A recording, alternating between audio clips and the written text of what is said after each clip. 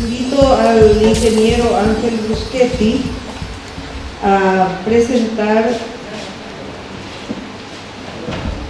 la inclusión de comunidades rurales y minifundiarias en sistemas de producción sostenible a gran escala. Bueno, la composición familiar promedio de la familia campesina de 2 adultos y promedio de 5 hijos.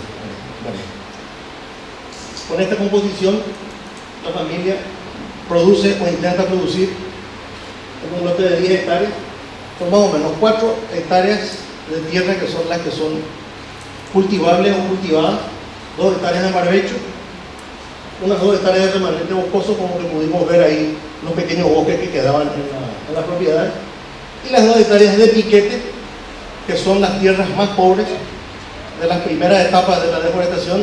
Eso un poco haciendo, recordando lo que dijeron Fátima y Martín, casi todas estas colonias se fueron dando sobre los bosques también. Entonces esas tierras más empobrecidas se convierten en piquetes, empieza un proceso también de degradación, viene la especie pionera y se vuelve a convertir en un pequeño bosque. En las colonias más antiguas vemos otra vez cómo se vuelven pequeños bosques y se reinicia el proceso de deforestación y preparación de terreno sobre estos lugares. Bueno, es una agricultura de subsistencia o autoconsumo, básicamente. Estos son los rubros principales de autoconsumo. Algunos de estos también son al final de renta. Los rubros de renta tradicionales, el algodón, de un pico histórico de 500.000 hectáreas en fines de los 80 y inicio de los 90. El año pasado tuvimos por menos, creo que con 50.000 hectáreas, ¿verdad? Y el sésamo, que un poco está empezando a tratar de ocupar ese punto en los cultivos de renta. Bueno, el algodón, un sistema de cultivo manual, de baja efectividad, mucha utilización de mano de obra. Como las áreas sembradas en los últimos años, 50.000 hectáreas la campaña anterior, la distribución más o menos por departamento, y los rendimientos. Si vemos estos rendimientos con las superficies cultivadas, la cantidad de gente que en teoría tiene que vivir de esto, realmente no podemos hablar de un modelo sostenible. Eso es lo grave del modelo minifundiario. Estamos hablando de los precios pagados el año anterior, los últimos años. Con el sésamo, también alta mano de obra, la superficie cultivada el último año, 85.000 hectáreas, preferentemente en Concepción y San Pedro. Los rendimientos, el año pasado, por supuesto, con la seca, pueden ver ahí el último rendimiento. Los precios,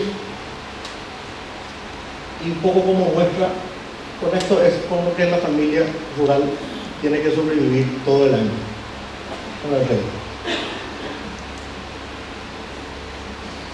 Estos son los problemas y se habla de la sostenibilidad. Es, por lo menos con la experiencia mía, es imposible seguir sosteniendo este sistema minifundiario. No es viable. Creemos que toda la gente que está en el campo por ser campesina es productora. Eso no es cierto. No hay una aptitud ni una actitud de la gente que vive en el campo como para ser realmente agricultora o productora del suelo.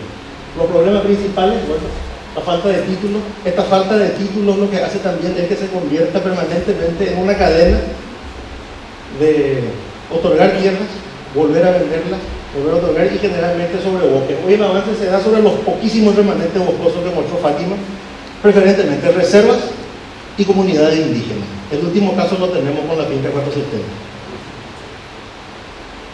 La falta de infraestructura, esas comunidades, aparte de los sistemas de producción, están generalmente abandonadas. Casi todos los asentamientos no tienen necesidades mínimas de infraestructura. El acceso a crédito en estas comunidades es casi imposible.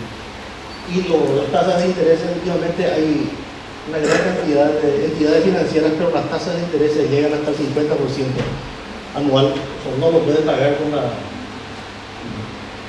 la producción. La asistencia técnica es mínima. Tampoco hay una política de precios que el agricultor pueda acceder para hacer su plan de agricultura. Normalmente no existe como el sujeto que ya tiene los precios todo el año, tampoco para los insumos. Entonces se lanzan los precios de algodón y sésamo un poquito antes de la campaña, ¿sí? Entonces no hay una posibilidad de hacer esos planes, ¿no? Y la muy alta fragilidad de esa economía campesina es de los tropiezos. Un año de mala zafra realmente los destroza, no tiene capacidad de recuperarse. Una muy poca organización comunitaria, hubo mucha descomposición de las organizaciones campesinas. Normalmente con los proyectos, muchas veces llevamos proyectos, pero lo que hacemos es descomponer las organizaciones ya existentes y se convierte hoy en una cuestión de fabricar organizaciones simplemente para lo que es el fin, ¿verdad? Decimos, bueno, armen ustedes su comité que nosotros le vamos a traer el proyecto. Entonces, son organizaciones que realmente no funcionan y están simplemente para la obtención de algunos insumos, algunos regalos o algunos instrumentos que generalmente quedan en la propiedad o en la casa del jefe del comité o del líder del comité.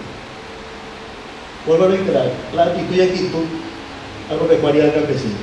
Eso es algo que se perdió bastante y no es en el 100% de los productos. Esto es otro problema, una economía de zafra versus el gasto diario.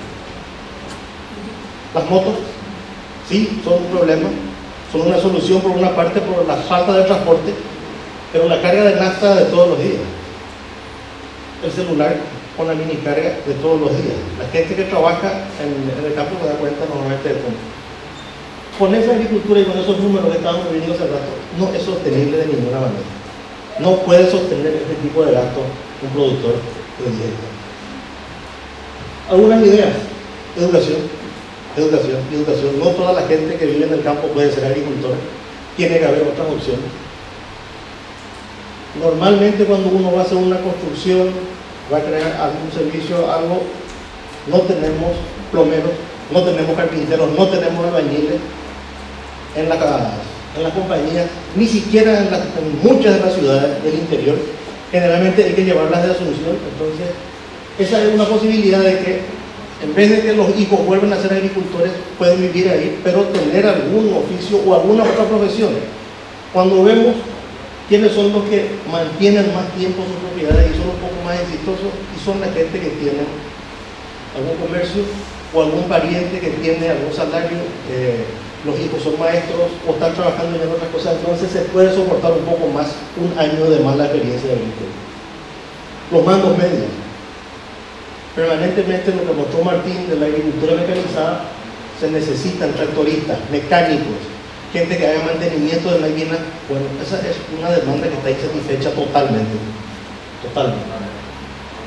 La capacitación agropecuaria, bueno, debe ser de más largo plazo, en el caso de que se vaya a seguir con esto. Normalmente se habla de proyectos de 3 años. El primer año es para ganar confianza de la gente con las comunidades y de las comunidades para con el técnico. En un año de más la zafra otra vez, eso se vuelve a perder. Deberían ser proyectos de por lo menos 10, 12 años, ¿verdad? Y con adecuada financiación. Y vuelta a diferenciar entre productor y campesino para el otorgamiento de lotes y para esta capacitación. Los lotes se tienen que dar a la gente que realmente vaya a producir. Emprendimientos forestales, grandes y pequeños en los alrededores. Me tocó ver el impacto positivo que tienen estos emprendimientos, especialmente en Cazapá, Alto Paraná y San Pedro, por la gran ocupación de mano de obra que genera. Estamos hablando de 180 puestos directos de trabajo, desde la plantación hasta la cosecha por año por cada 1000 hectáreas. Y una vez que se entra en la parte de cosecha, para madera sólida estamos hablando de casi más que duplicar esta producción de. Bueno, esta plantación también se puede hacer en los lotes rurales, pero necesitamos la ley de vuelo forestal para que hay gente que pueda invertir en plantar en lotes también de minifundiarios. Y la revalorización y dignificación de la producción agropecuaria minifundiaria. Esas técnicas modernas que mostró Martín del agricultor, y recuerdo yo las primeras capacitaciones de siembra directa en los años 90, y decía el doctor Ders justamente que la compactación del suelo, de lo que se hablaba mucho en ese momento de que se iba a dar porque no se iba a dar más, está en la cabeza de los productores. Bueno, en el minifundiario sigue estando. Realmente no hay, o no supimos los extensionistas transmitir para que eso sea realmente sostenible. El minifundiario sigue con las prácticas tradicionales de la arada y de la rastreada. Y bueno, hoy la introducción de tecnología de punta, que existe esa tecnología y está adaptada para el productor minifundiario, pero que no está muy difundida.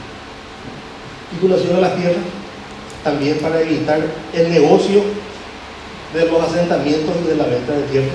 Tiene que haber un catastro y analizar otros modelos de producción sin entrar en la atomización de los modelos productivos exitosos.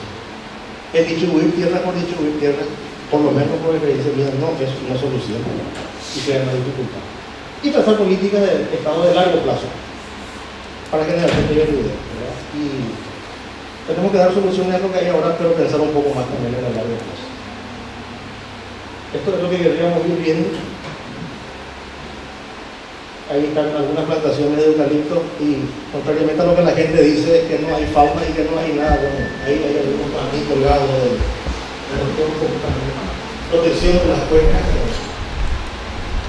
Tratar de ver esto de las propiedades minifundiarias. Otras opciones de capacitación en materia de oficio, una buena producción agrícola y menos esto. Esto es lo que no queremos seguir viendo. Tenemos unas frases de pensador economista viene de 1700. Es un jardinero que cultiva su propio jardín con sus propias manos, cubre su persona de las tres personas, propietario, agricultor y obrero. Su producción, por lo tanto, debe rendir la renta del primero, la ganancia del segundo y el salario del tercero. Muchas gracias.